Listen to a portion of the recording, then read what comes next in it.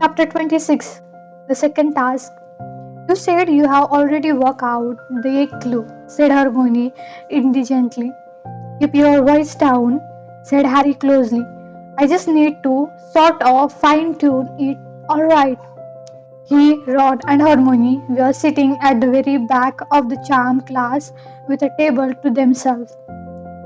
They were supposed to be practice the opposite of the summoning charm today. The vanishing charm, owing to be potential for nasty accidents when objects keep flying across the room. Professor Flitwick had given each student a stack of caution on which to practice. Theory being that they wouldn't hurt anyone if they went off target. If you it was like good theory, it wasn't working very well. Naval CM was too poor that he kept accidentally sending much heavier things flying across the room. Professor Flitwick, for instance, just forgot the egg for a minute. Alright, Harry hissed as Professor Flitwick went whizzing residently past them, landing on top of a large cabinet. I'm trying to tell you about Snape and Moody. This class on ideal cover for the private conversation, as everyone was having far too much fun to pay them attention. Harry had been recounting his adventures of the previous night in whispered installment for the half hour. Snap! I said Moody searched his office as well. Ron whispered, his eyes alight with interest as he banished a question with a sweep of his wand. It soared into the air and knocked Parvati's hat off. What do you reckon? Moody is here to keep an eye on Snape as well as Scarecrow. Well, I don't know if that's what Dumbledore asked him to do, but he is definitely doing it, said Harry, waving his wand without paying much attention, so that his caution did an odd sort of belly flop off the desk. Moody said Dumbledore only lets Snape stay here because he is giving him a second chance of something. What? Said Ron, his eyes widening, his next question spinning high into the air, ricocheting off the chandelier and dropping heavily into Flitwick's desk. Harry, maybe Moody thinks Snape put your name in the goblet of fire. Oh, Ron, said Hermione, shaking her head susceptibly. We thought Snape was trying to kill Harry before, and it turned out he was saving Harry's life, remember? He banished a caution and it flew across the room and landed in the box they were all supposed to be aiming at.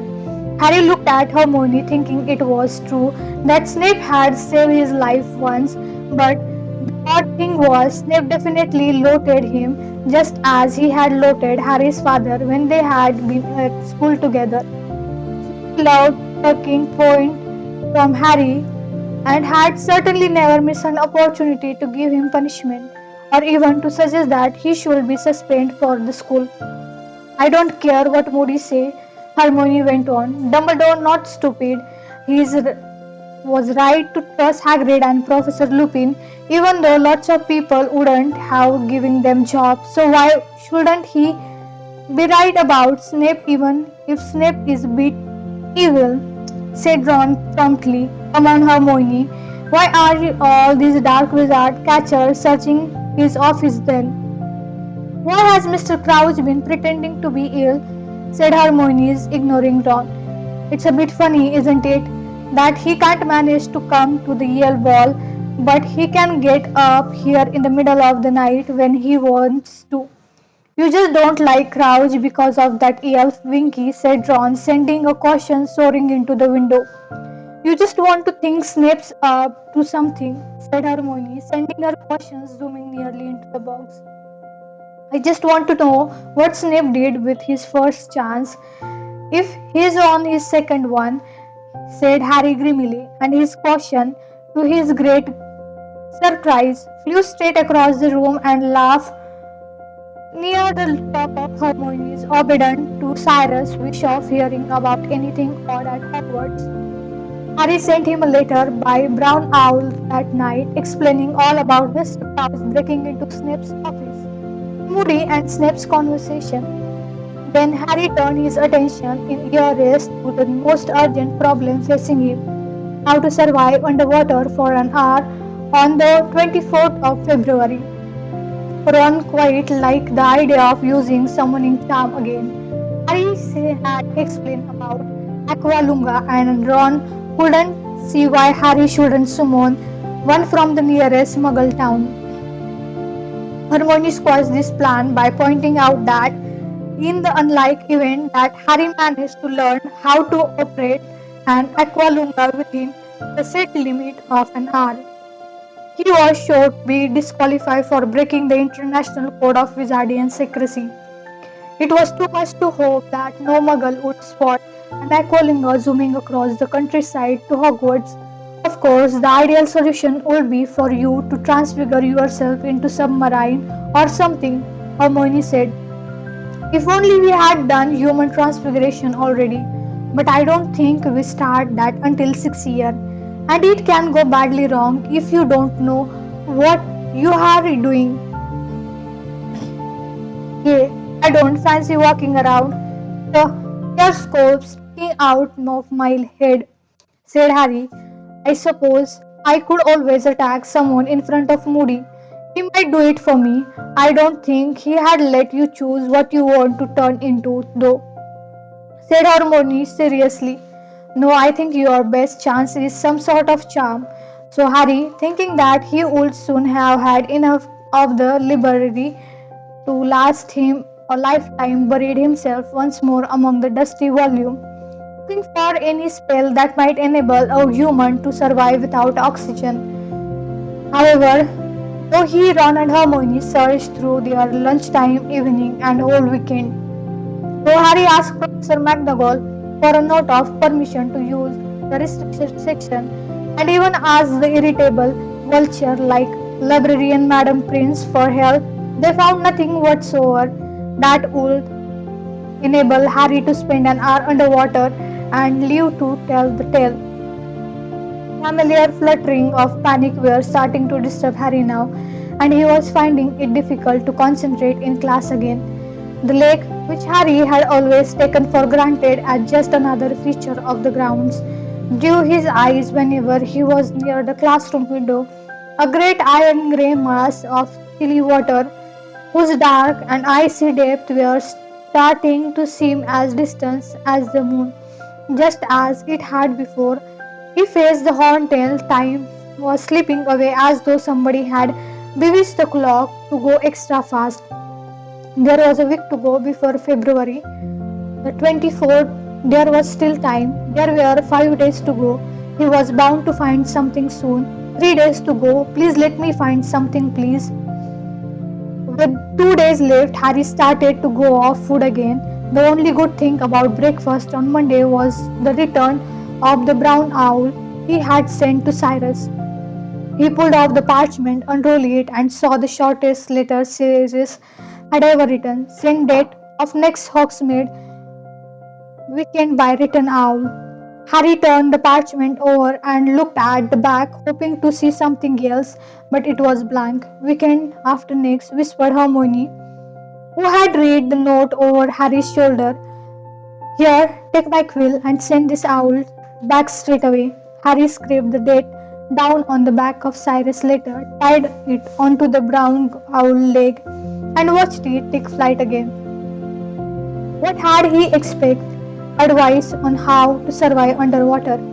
He had been so intent to telling Cyrus all about Snape and Moody, he was completely forgotten about mentioning the eggs clue. What he wants to know about the next Hogsmeade weekend for, said Ron. Don't know, said Harry dully. The momentary happiness that had flared inside him at the sight of the owl had died. Come on, care of magical creature. Whether Hagrid was trying to make up for a blaster in dead Scrooge, or because there were now only 2 Scrooges left, or because he was trying to prove he could do anything that Professor Rubbly Plank could, Harry didn't know. But Hagrid had been continuing her lesson on unicorn ever since he had returned to work. It turned out that Hagrid knew quite as much about unicorn as he did about monsters. though it was clear that he found their lack of poisonous fang disappointing. Today, he had managed to capture two unicorn foals, unlike full grown unicorns. They were pure gold. Parvati and Lavender went into transport of delight at the sight of them. And then Pansy Parkinson had to work hard to conceal how much she liked them. Easier to spot that the adults, Hagrid told the class, they turn silver when they are about 2 years old, and they grew horn at around 4. Don't go pure white till they are full grown. Round about 7, they are a bit more trusting when they are babies. Don't mind boys so much. Come on, move in a bit. You can pat them if you want. Give them flew their sugar lumps. You okay, Harry? Hagrid muttered, moving aside slightly. While most of the others swarmed around the baby unicorn. Yes, said Harry. Just nervous. Yes, said Hagrid. Bit, said Harry. Harry, said Hagrid, clapping massive hand on his shoulder. So that's Harry's knee buckle under his weight. I had been worried before I saw you take on that Horndale, but I know now you can do anything. Yes, set your mind to. I am not worried at all. You are going to be fine. Go for clue workout. Have you? Harry nodded, but even as he did so, an insane urge to confess that he didn't have any idea how to survive at the bottom of the lake for an hour come to over him. He looked up at Hagrid. Perhaps he had to go into the lake sometimes to deal with the creatures in it. He looked after everything else on the ground after all. You are going to win, Hagrid rolled, patting Harry's shoulder again, so that Harry actually felt themselves sink a couple of inches into the soft ground. I know it. I can feel it. You are going to win, Harry. Harry just couldn't bring himself to wipe the Harry confident smile off Hagrid's face. Pretending he was interested in the young unicorn, he forced a smile in return and moved forward to pat them with the others. By the evening before the second task, Harry felt as though he were tapped in nightmare. He was fully aware that even if by some miracle he managed to find a suitable spell, he had have a real job mastering it overnight. Now, how could he have let this happen? Why hadn't he got to work on the A clue sooner? Why had he ever let this mind wander in the class? What if a teacher had once mentioned how to breathe underwater? He sat with Hermione and Ron in the library as the sun set outside, tearing furiously through page after page of smell, hiding from one another by the massive pile of the book on the desk in front of each of them. Harry's heart gave a huge leap every time he saw the word water on a page, but more often than not it was merely task. 2 pint of water, half a pound of shaded mandrake leaves, and a newt. I don't reckon it can be done, said Ron's voice flatly from the other side of the table. There is nothing close was that thing to dry up puddle and ponds, that drought charm, but what was now ever near powerful enough to don't lick. There must be something, Hermione muttered, moving a candle closer to her.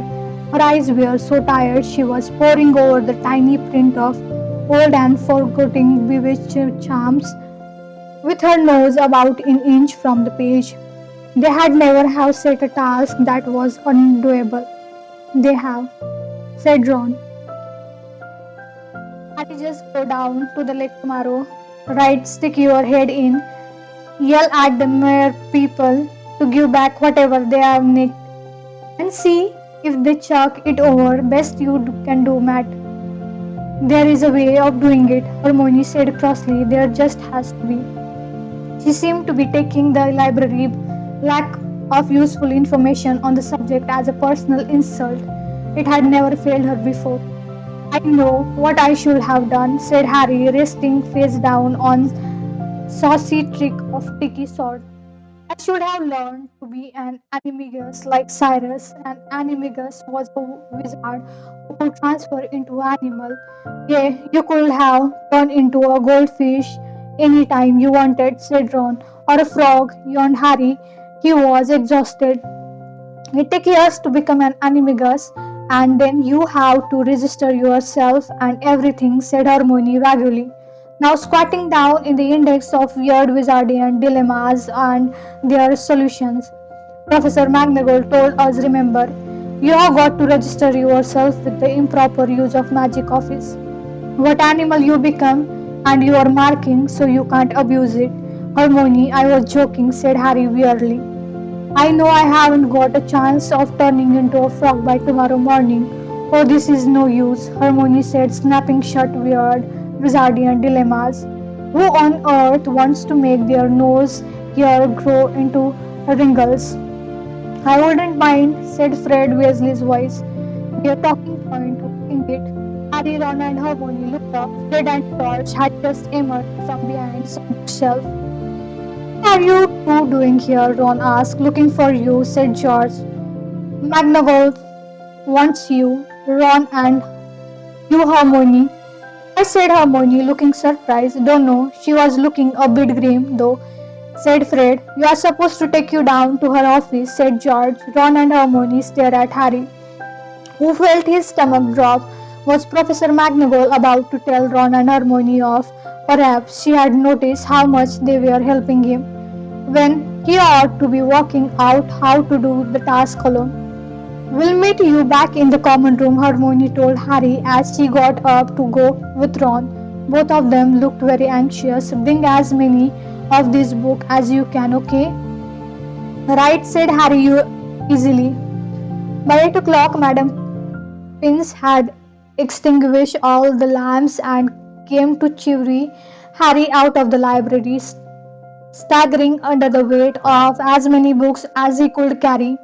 He returned to the Gryffindor's common room, pulled a table into a corner, and continued to search. There was nothing in a madcap magic for wacky warlock, nothing in a guide of medical sorcery, not one mention of underwater exploits in an anthology of 18th century charm, or dreadful denizens of the deep of power you never knew you had, and what do with them now you wished up.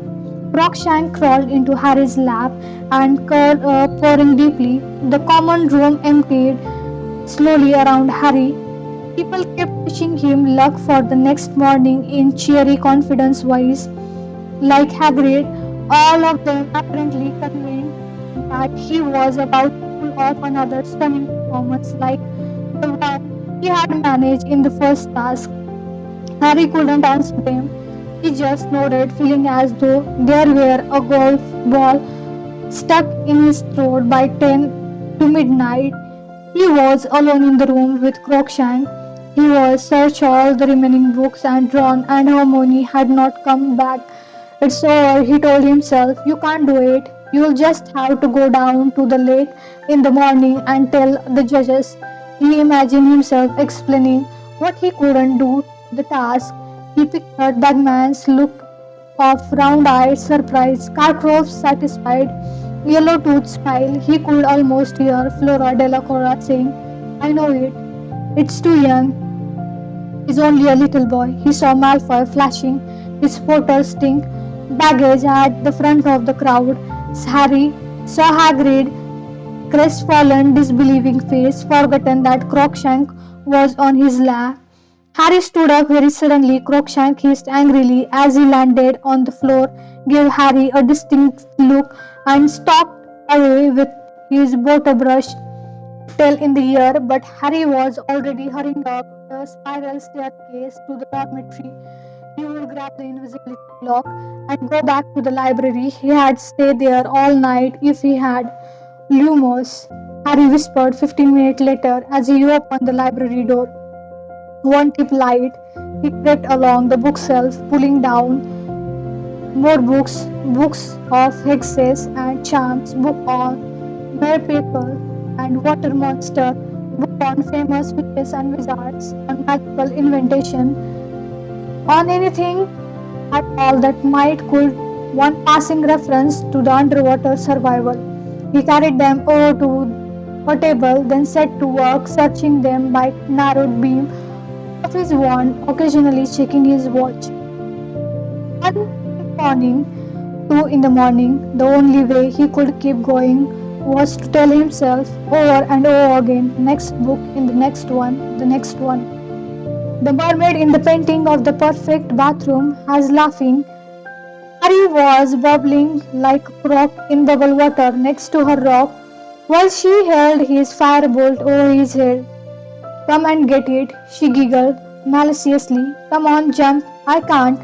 Harry panted, snatching it, the firebolt, and struggling not to sing, give it to me. But she just poked him, painful, and the side with the end of the broomstick, laughing at him. That hurts. Get off, ouch. Harry Potter must wake up, sir. Stop poking me. Dobby must poke Harry Potter, sir. He must wake up. Harry opened his eyes. He was still in the library. The invisibility clock had slipped off his head and he had slipped, and the side of his face was stuck to the pages of Where There Is a Wand, There Is a Way. He sat up, straightening his glasses, blinking in the bright daylight. Harry Potter need to hurry, squeaked Dobby. The second task start in 10 minutes. And Harry Potter, 10 minutes. Harry croaked, 10 minutes. He looked down at his watch. Dobby was right. It was 20 past 9. A large dead weight seemed to fall through Harry's chest into his stomach. Hurry, Harry Potter, squeaked Dobby, plucking at Harry's sleeves. You is supposed to be down by the lake with the other champions, sir. It's too late, Dobby, said Harry hopelessly. I'm not doing the task. I don't know how. Harry Potter will do the task, squeaked the elf. Dobby knew Harry had not found the right book, so Dobby did it for him. What? Said Harry, but you don't know what the second task is. Dobby knows, sir. Harry Potter has to go into the lake and find his Weasley. Find what? And take the Weasley back from the mere pool. What's a Weasley? Your Weasley, sir. Your Weasley. Weasley who is giving Dobby his sweater. Dobby plucked at the shrunken maroon sweater he was now wearing over his shoulder. What? Harry gasped. They have got Ron. Think Harry Potter will miss more, sir, squeaking Dobby, but past an hour. The prospect black, Harry recited, staring horror-struck at the ears.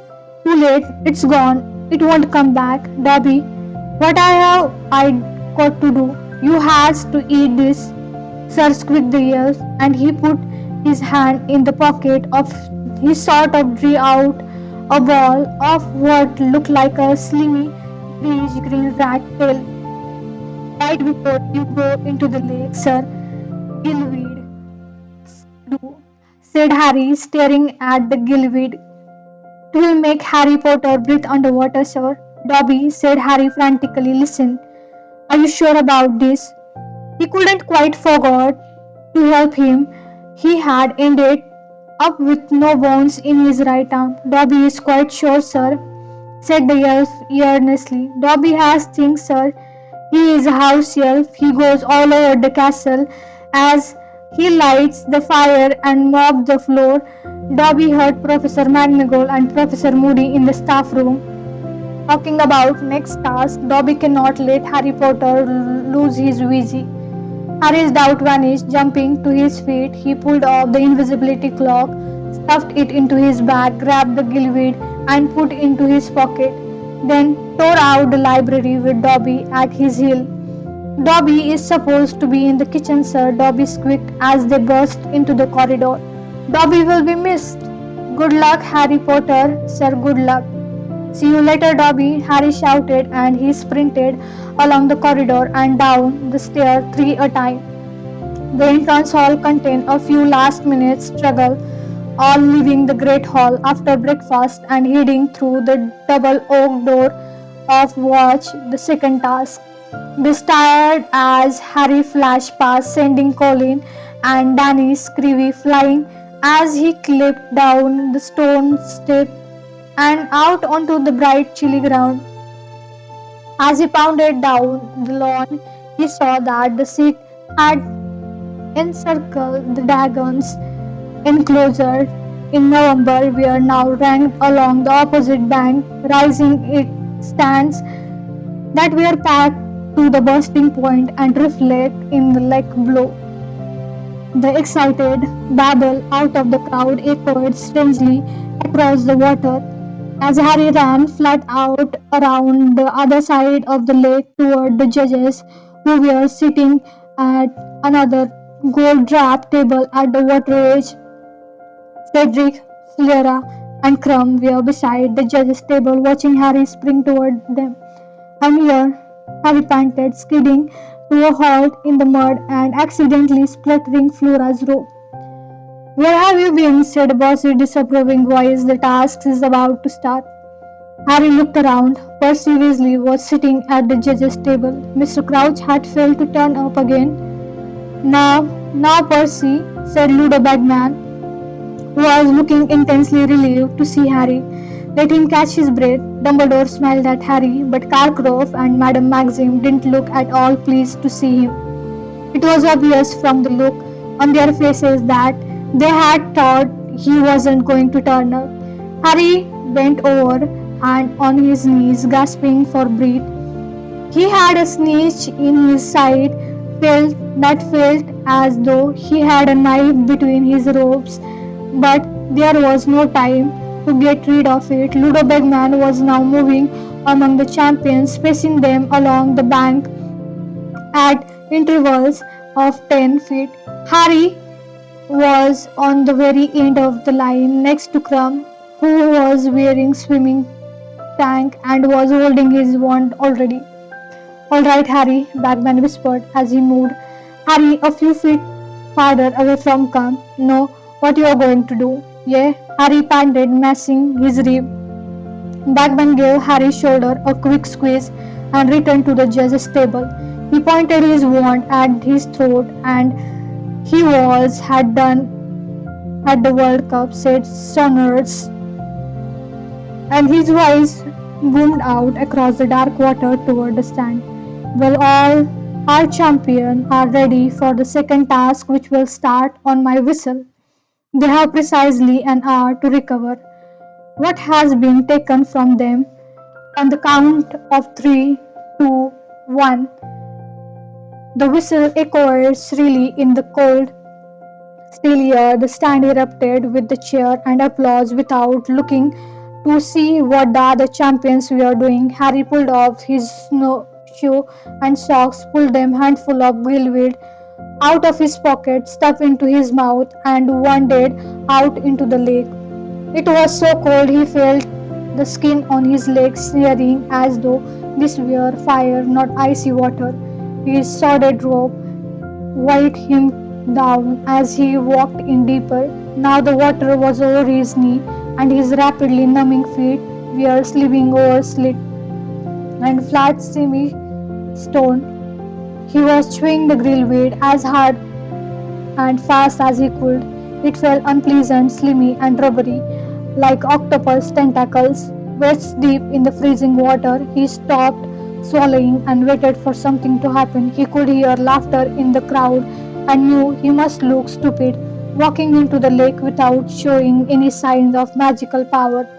The part of him that was still dry was covered in goose pimple, half immersed in the ice water, and cruel breezing lifting his hair. Harry started to silver voluntarily. He avoided looking at the stand.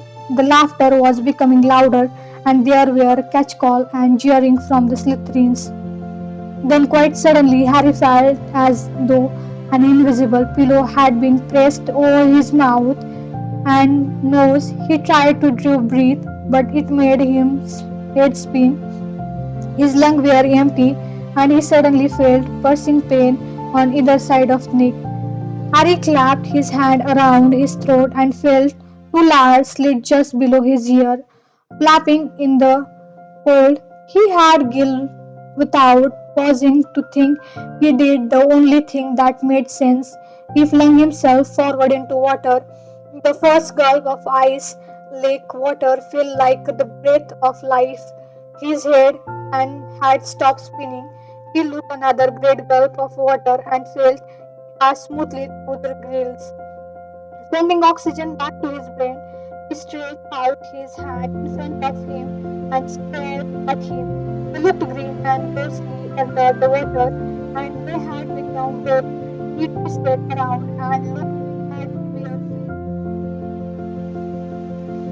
feet. They had become elegant, and the toes were webbed too.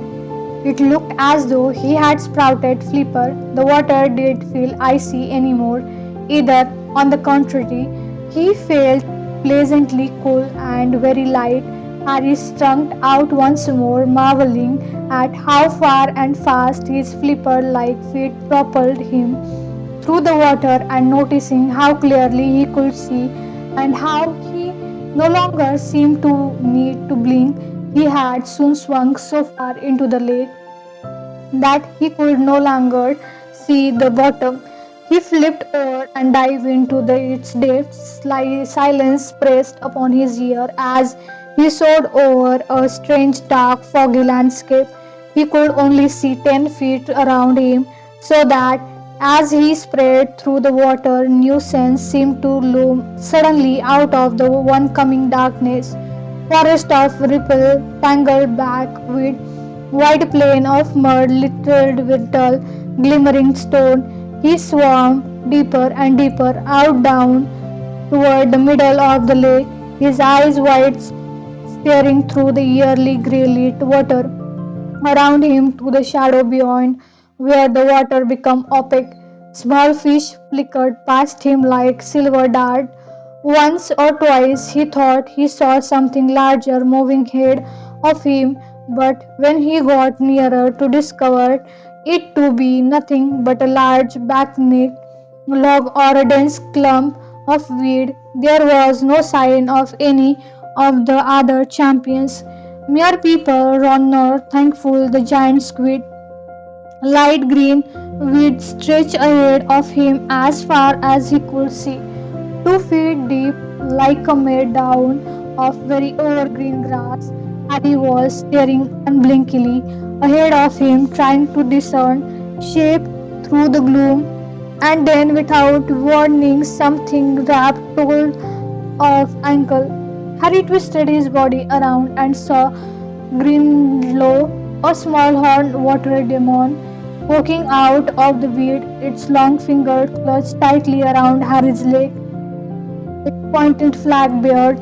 Harry stuck his webbed hand quickly inside his robe and fumbled for his wand. By the time he had grasped it, two more green balls had risen out of the weedy, had seized a handful of Harry's robes and were attempting to drag him down. Relatio, Harry shouted, expect that no sound came out. A large bubble issued into his mouth and his wand instead and sending spark at the Grindelwald pelted them with what seemed to be a jet of boiling water for where it stung them. Angry red patches appeared on their green skin. Harry pulled his ankle out of the green gold grip and swam as fast as he could, occasionally sending more jets of hot water over his shoulder at random. Every now and then he felt one of the green dolls snatch at his foot again, and he kicked out harder. Finally, he felt his foot connect with the horned skull, and looking back, saw the Daz Grindelwald floating away, cross-eyed, while its fellow Lou shook their feet as Harry and sank back into the weed. Harry slowed down a little, sleep his wand back inside his robe and hooked around, listening again. He turned full circle in the water, the silence pressing harder than ever against his eardrums. He knew he must be even deeper in the lake now, but nothing was moving but the rippling weed. How are you getting on? Harry thought he was having a heart attack.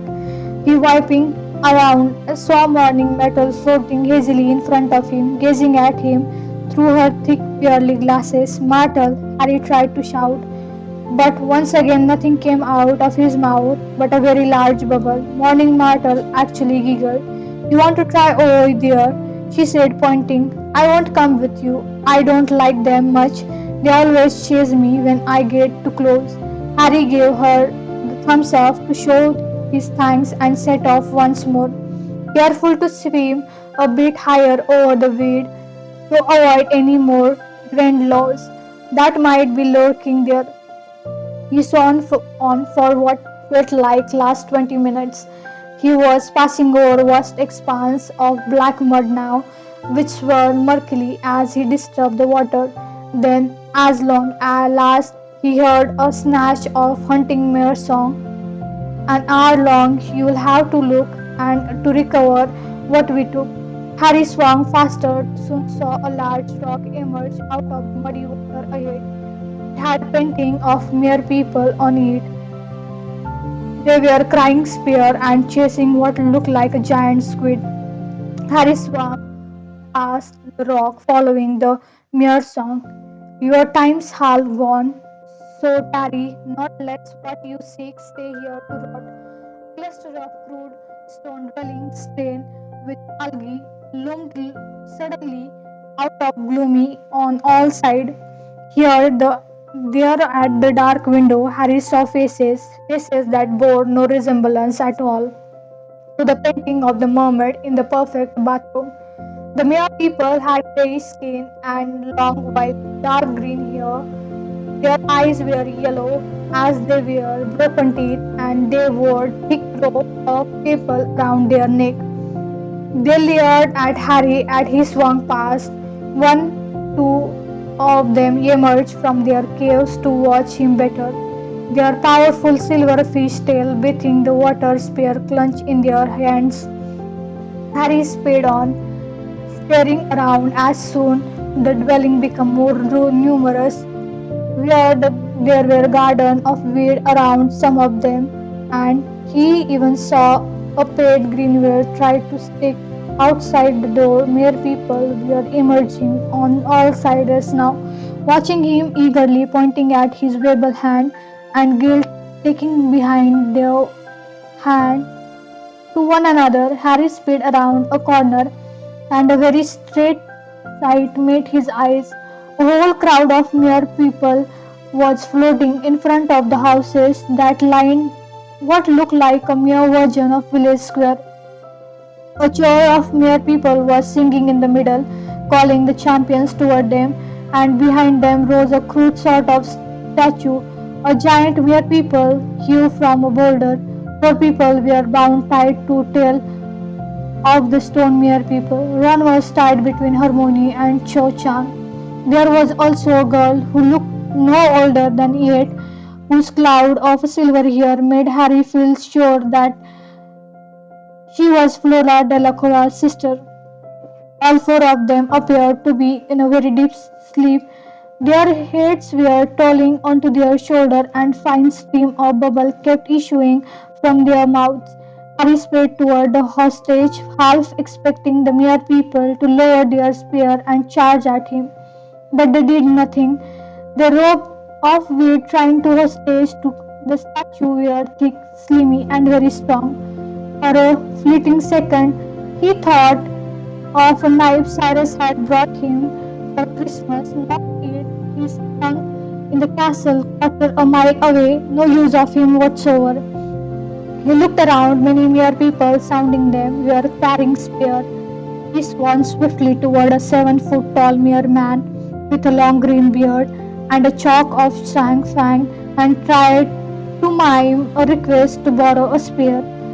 The merman laughed and shook his head. We do not help, he said in a harsh, croaky voice. Come on, Harry said fiercely, but only bubble issued on his mouth, and he tried to pull spear away from the merman, but the merman yanked it back, still shaking his head at laughing. Harry swirled around, sneering about something sharp, anything. There were rocks littering the black bathroom. He dived and snatched up a particular jagged one and returned to the statue.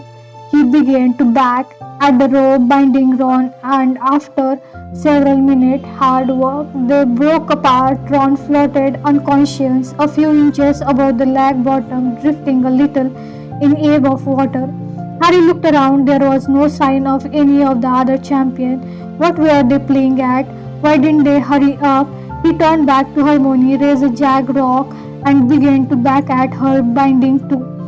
At once, several pair of strong gaze hands seized him. Half a dozen Murmel were pulling him around away from Hermione, shaking their green-haired beard and laughing. You take your own hostage, one of them said to him. Leave the other. No, wait, said Harry furiously, but only two large bubbles came out. Your task is to retrieve your own friend. Leave the other. She is my friend too, Harry yelled, gesturing toward Hermione. An enormous silver bubble emerged soundlessly from the lip, and I don't want them to die either. Her head was on Hermione's shoulder. The small silver-haired girl was ghostly green and pale. Harry struggled to fight off the murmur, but they laughed harder than ever, holding it back. Harry looked wildly around. Here were other champions. Would he have time to take Ron to the surface and come on down for Hermione? And the other will be able to find them again. He looked down at his watch to see how much time was left. It happened stopped working, but then the mere people around him pointing excitedly over his head. Harry looked up and saw Cedric swimming toward them. There was an enormous bubble around his head, which made his picture look oddly wide and stretched. Got lost, he muttered, looking panic-stricken. Flora and Crumbs coming now. Feeling enormously relieved, Harry watched Cedric pull a knife out of his pocket and cut Chow free. He pulled her upward and out of the sight. Harry looked around, waiting where the Flora and Crumb. Time was getting short, and according to the song, the hostage would last after an hour. The mere people started screeching animatedly.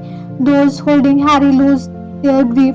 Staring behind them, Harry turned and saw something monstrous cutting through the water toward them.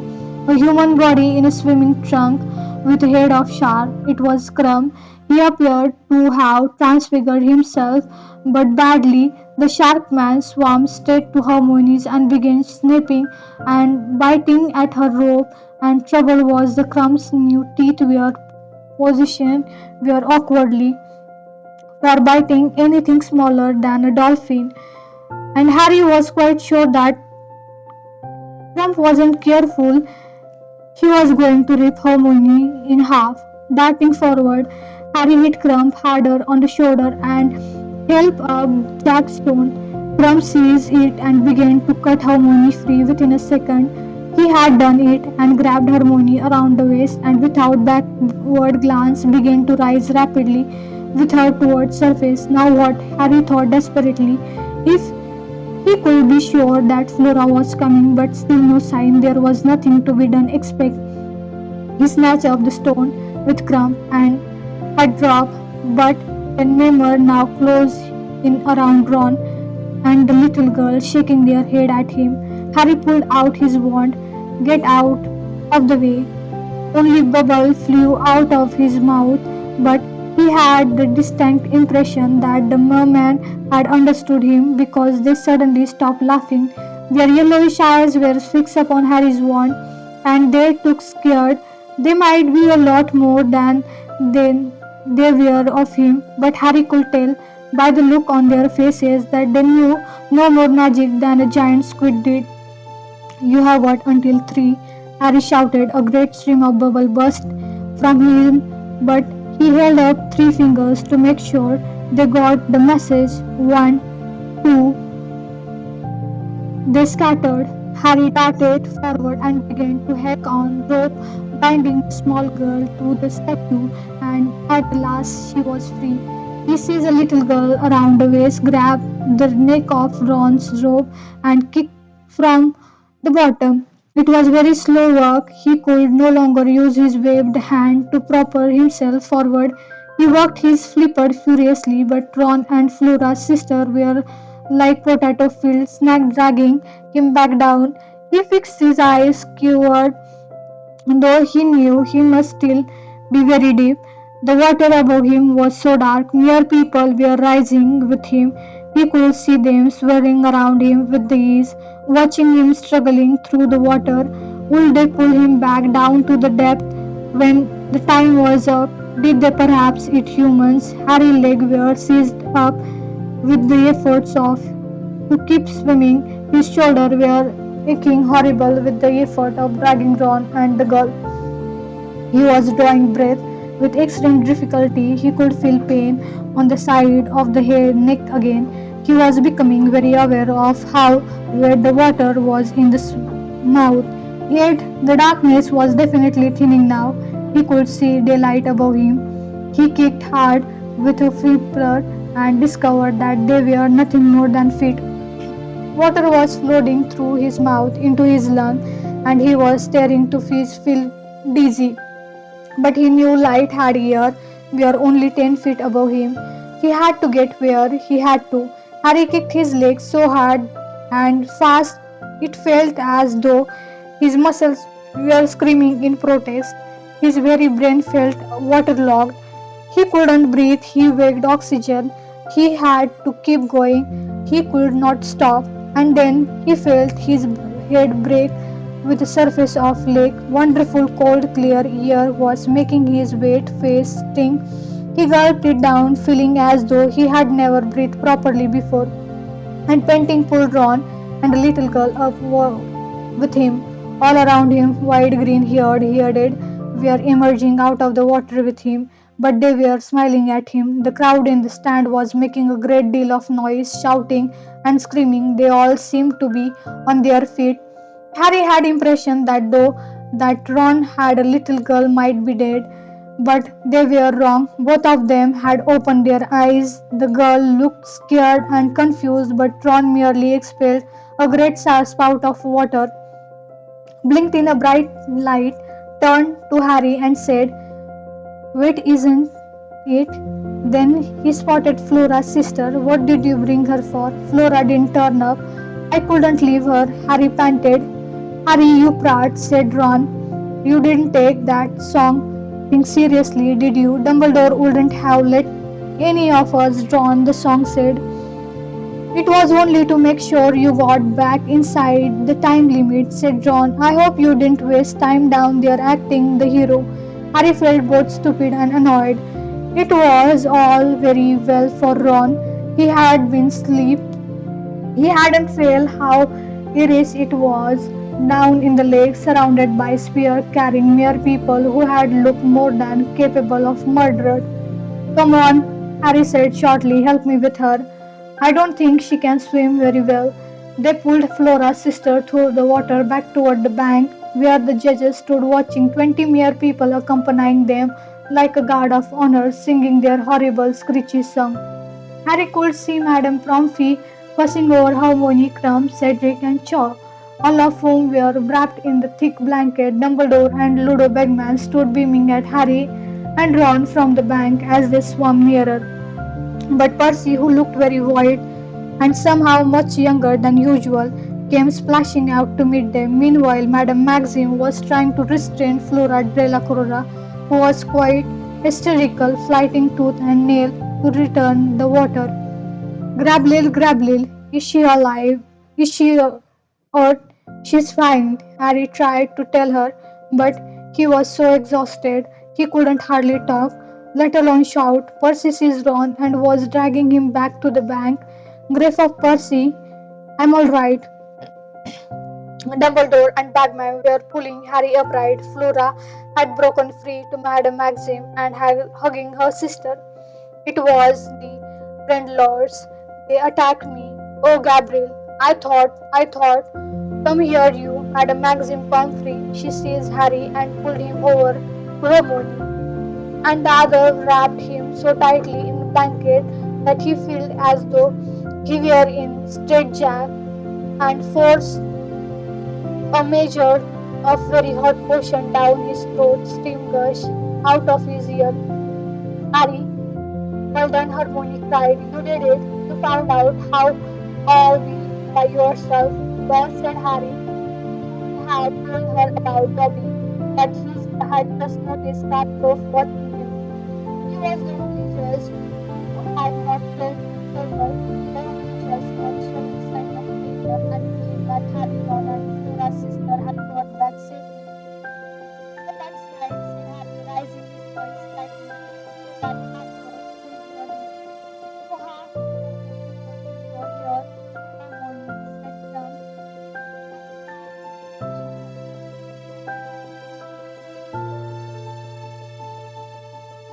Perhaps to remind her that he had just rescued her from the lake, but Hermione brushed away the battle impatiently and said, "You are well outside the time limit. Though, Harry, did it take you ages to find us? No, I found you okay." Harry's feeling of stupidity was growing. Now he was out of the water. It seemed perfectly clear that Dumbledore's safety precautions wouldn't have permitted the death of the hostage just because their champion hadn't turned up. Why hadn't he just grabbed Ron and gone? He would have been first back. Cedric and Crump hadn't wasted time worrying about anyone else. They hadn't taken the Muir song seriously. Dumbledore was crouching at watery edge, deep in conversation with what seemed to be a chief mere person, a particular wild and furious looking female. He was making the same sort of screechy noise that the mere people made when they were above water. Clearly, Dumbledore could speak Flemish. Finally, he straightened up, turned to his fellow judges, and said, "A conference before we give the mark, I think." The judges went into the hubble. Madame Pomfrey had gone to rescue Ron from Percy's clutch. She led him over to Harry, and the other gave him a blanket and a potion, then went to fetch Flora and her sister. Flora had many cuts on her face and arms, and her robes were torn, but she didn't seem to care, nor would she allow Madame Pomfrey to clean them. "Look after Gabrielle," she told her, and then she turned to Harry. "You saved her," he said breathlessly, "even though she was not your hostage." "Yes," said Harry, who was now hotly wishing he had left all three girls tied to the statue. Flora bent down, kissed Harry twice on each cheek. He felt his face turn and wouldn't have been surprised to see him was coming out of his ear again. And then said to Ron, "And you too, you out." "Yeah," said Ron, looking extremely hopeful. "Yeah, a bit." Flora swooped down on him too and kissed him. Hermione looked simply furious, but just then Ludo Bagman magically magnified voice boomed out beside them, making them all jump and causing the crowd in the stand to be very quiet. "Ladies and gentlemen, we have reached our decision. Marship Train Mutus had told us exactly what happened at the bottom of the lake, and we have thereof decided to award marks out of 50 to each of the champion as follow. Flora de la Cola, though she demonstrated excellent use of double-head charm, was attacked by Grindelwalds as she approached her goal and failed to retrieve her hostage. We award her 25 points. Applause from the stands. "I deserve zero," said Flora throatily, shaking her magnificent head. Cedric Diggory, who also used Bubblehead charm, was forced to return with the hostage, though he turned 1 minute outside the time limit of an hour. Enormous cheer from the Hufflepuff in the crowd. Harry saw Cho was giving Cedric a glowing look. "We therefore award him 47 points." Harry's heart sank. If Cedric has been outside the time limit, he most certainly had been. Victor Crumb used an incomplete form of transfiguration, which was nevertheless effective, and second to return with a hostage. We award him 40 points. Ackroyd laughed particularly hard, looking very superior. Harry Potter used Gillyweed to great effect. Bagman continued. He returned last and well outside the time limit of an hour. However, the merchant witness informed us Mr. Potter was the first to reach at the hostage, and that the delay in the return was due to determination to return all hostages to safety, not merely his own. Ron and Hermione both gave Harry half exasperated, half commiserated looking. Most of the judges, and here Bagman gave Karkaroff a very nasty look, feel that This show moral fiber and merits full mark. However, Mr. Potter scored 45 points. Harry's stomach leaped. He was now trying for first place with Cedric, Ron and Hermione, caught by surprise, stared at Harry, then laughed and started applauding hard with the rest of the crowd. There you go, Harry, Ron shouted over the noise. You weren't being thick after all, you were showing moral fibers. Flora was clapping very hard too, but Crumb didn't look happy at all. He attempted to engage Harmony in conversation again, but she was too busy cheering Harry to listen. The third and final task will place at dusk on the 24th of June. Continue Bagman. The champion will be notified of what is coming personally 1 month before it. Thank you all for your support of the champion. It was over, Harry thought dazzily of Madame Pomfrey began herding the champion and hostage back into the castle to get into dry cloth. It was over, he had got through. He didn't have to worry about anything until June the 24th, next time he was in Hogsmeade. Harry decided as he walked back up to the stone step into the castle, he was going to buy Dobby a pair of socks for every day of a year. That's it for today. Thank you so much. Stay tuned for next chapter. Till then, see ya. Bye bye.